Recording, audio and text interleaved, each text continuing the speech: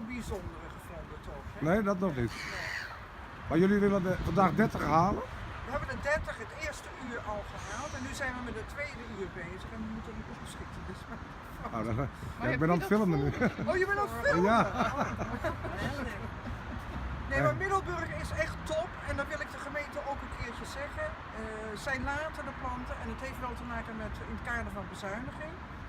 Maar dat, ja, er groeit gewoon van alles. Ja, precies. Want vorig jaar was daar wat ophef over dat ze toch bepaalde delen niet meer goed kunnen onderhouden. Maar dat is eigenlijk voor jullie is dat mooi. Ja. Voor de biodiversiteit is dat heel goed in de stad. Ja. En waar kunnen wij de planten online vinden die jullie vinden? Waarneming NL.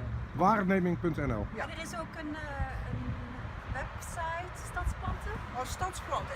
Ik zet Middelburg op de kaart. Als Er Vlissingse. is een weblog. Ja, is nee, een maar ik blog. woonde eerst in Middelburg. Hè. En eigenlijk kom ik helemaal niet uit Zeeland. Maar Middelburg is de floristisch gezien de mooiste stad van Nederland. Kijk, dat is goed om te horen. Nou, hartelijk dank. Veel succes.